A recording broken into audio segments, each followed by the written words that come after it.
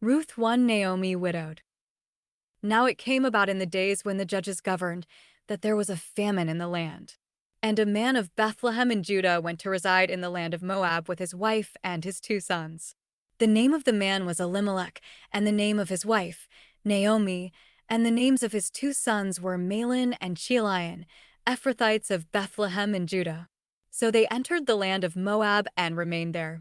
Then Elimelech, Naomi's husband, died, and she was left with her 2 sons.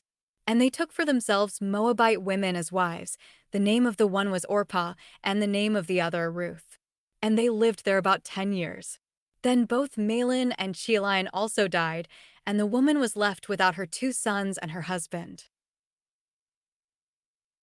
Then she arose with her daughters-in-law to return from the land of Moab, because she had heard in the land of Moab that the Lord had visited his people by giving them food. So she departed from the place where she was, and her 2 daughters-in-law with her, and they went on the way to return to the land of Judah. But Naomi said to her 2 daughters-in-law, "Go, return each of you to your mother's house. May the Lord deal kindly with you as you have dealt with the dead and with me. May the Lord grant that you may find a place of rest, each one in the house of her husband." Then she kissed them, and they raised their voices and wept. However, they said to her, "No, but we will return with you to your people." But Naomi said, "Return, my daughters. Why should you go with me? Do I still have sons in my womb, that they may be your husbands? Return, my daughters. Go, for I am too old to have a husband. If I said I have hope, if I were even to have a husband tonight, and also give birth to sons, would you therefore wait until they were grown? Would you therefore refrain from marrying? No, my daughters, for it is much more bitter for me than for you, because the hand of the Lord has come out against me." Ruth's loyalty. And they raised their voices and wept again, and Orpah kissed her mother-in-law, but Ruth clung to her. Then she said, "Behold, your sister-in-law has gone back to her people and her gods. Return after your sister-in-law." But Ruth said, "Do not plead with me to leave you or to turn back from following you. For where you go, I will go, and where you sleep, I will sleep. Your people shall be my people, and your God, my God. Where you die, I will die, and there I will be buried. May the Lord do so to me, and worse, if anything but death separates me from you." When she saw that she was determined to go with her, she stopped speaking to her about it. So they both went on until they came to Bethlehem. And when they had come to Bethlehem, all the city was stirred because of them, and the women said, "Is this Naomi?" But she said to them, "Do not call me Naomi, call me Mara, for the Almighty has dealt very bitterly with me. I went away full, but the Lord has brought me back empty. Why do you call me Naomi, since the Lord has testified against me and the Almighty has afflicted me?" So Naomi returned, and with her Ruth the Moabitess, her daughter-in-law, who returned from the land of Moab. And they came to Bethlehem at the beginning of barley harvest. Ruth gleans in Boaz's field.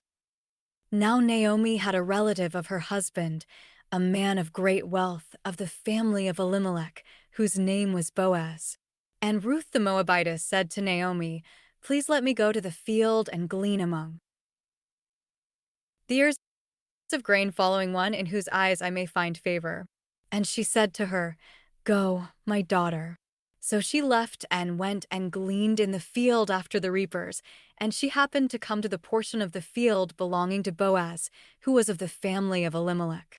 Now behold, Boaz came from Bethlehem and said to the reapers, "May the Lord be with you." And they said to him, "May the Lord bless you." Then Boaz said to his servant who was in charge of the reapers, "Whose young woman is this?" And the servant in charge of the reapers replied, "She is the young Moabite woman who returned with Naomi from the land of Moab." And she said, "Please let me glean and gather after the reapers among the sheaves." So she came and has remained from the morning until now. She has been sitting in the house for a little while. Then Boaz said to Ruth, "Listen carefully, my daughter. Do not go to glean in another field. Furthermore, do not go on from this one, but join my young women here. Keep your eyes on the field which they reap, and go after them. Indeed, I have ordered the servants not to touch you. When you are thirsty, Go to the water jars and drink from what the servants draw." Then she fell on her face, bowing to the ground, and said to him, "Why have I found favor in your sight that you should take notice of me, since I am a foreigner?" Boaz replied to her, "All that you have done for your mother-in-law after the death of your husband has been fully reported to me, and how you left your father and your mother and the land of your birth, and came to a people that you did not previously know. May the Lord reward your work, and may your wages be full from the Lord, the God of Israel, under whose wings you have come to take refuge." Then she said, "I have found favor in your sight, my Lord, for you have comforted me and indeed have spoken kindly to your servant, though I am not like one of your female servants." And at mealtime Boaz said to her, "Come here, that you may eat of the bread and dip your piece of bread in the vinegar." So she sat beside the reapers, and he served her roasted grain, and she ate and was satisfied and had some left. When she got up to glean, Boaz commanded his servants, saying, "Let her glean even among the sheaves, and do not insult her. Also you are to purposely slip out for her some grain from the bundles and leave it so that she may glean, and do not rebuke her." So she gleaned in the field until evening. Then she beat out what she had gleaned, and it was about an ephah of barley. And she picked it up and went into the city, and her mother-in-law saw what she had gleaned. She also took some out and gave Naomi what she had left after she was satisfied. Her mother-in-law then said to her, "Where did you glean today, and where did you work? May he who took notice of you be blessed." So she told her mother-in-law with whom she had worked, and said, "The name of the man with whom I worked today is Boaz." Naomi said to her daughter-in-law, "May he be blessed of the Lord, who has not withdrawn his kindness from the living and from the dead." Again Naomi said to her, "The man is our relative. He is one of our redeemers." Then Ruth the Moabitess said, "Furthermore, he said to me, 'You are to stay close to my servants until they have finished all my harvest.'" And Naomi said to her daughter-in-law Ruth, "It is good, my daughter, that you go out with his young women, so that others do not assault you in another field." So she stayed close by the young women of Boaz in order to glean until the end of the barley harvest and the wheat harvest. And she lived with her mother-in-law. Ruth 3. Boaz will redeem Ruth. Then her mother-in-law Naomi said to her, "My daughter, shall I not seek security for you, that it may go well for you? Now then, is Boaz not our relative, with whose young women you were? Behold, he is winnowing barley at the threshing floor tonight. Wash yourself therefore, and anoint yourself, and put on your best clothes, and go down to the threshing floor, but do not reveal yourself to the man until he has finished eating and drinking. And it shall be when he lies down, that you shall take notice of the place where he lies, and you shall go and uncover his feet and lie down. Then he will tell you what you should do." And she said to her, "All that you say I will do." So she went down to the threshing floor and did according to all that her mother-in-law had commanded her. When Boaz had eaten and drunk and his heart was cheerful, he went to lie down at the end of the heap of grain, and she came secretly and uncovered his feet and lay down. And it happened in the middle of the night that the man was startled and bent forward, and behold, a woman was lying at his feet. So he said, "Who are you?" And she answered, "I am Ruth your slave. Now spread your garment over your slave, for you are a redeemer." Then he said, "May you be blessed of the Lord, my daughter. You have shown your last kindness to be better than the first by not going after young men, whether poor or rich. So now, my daughter, do not fear. I will do for you whatever you say, for all my people in the city know that you are a woman of excellence. But now, although it is true that I am a redeemer yet, there is also a redeemer more closely related than I. Remain this night, and when morning comes, if he will redeem you, good, let him redeem you. But if he does not wish to redeem you, then I will redeem you, as the Lord lives. Lie down until morning." So she lay at his feet until morning, and got up before one person could recognize another. And he said, "Do not let it be known that the woman came to the threshing floor." Again he said, "Give me the shawl that is on you and hold it." So she held it, and he measured 6 measures of barley and laid it on her. Then she went into the city. When she came to her mother-in-law, she said, "How did it go, my daughter?" And she told her all that the man had done for her. She also said, "These 6 measures of barley he gave to me, for he said, 'Do not go to your mother-in-law empty-handed.'" Then she said, "Wait, my daughter, until you know how the matter turns out, for the man will not rest until he has settled it today." Ruth for the marriage of Ruth. Now Boaz went up to the gate and sat down there, and behold, the Redeemer of whom Boaz spoke was passing by. So he said, "Come over here, friend, sit down here." And he came over and sat down.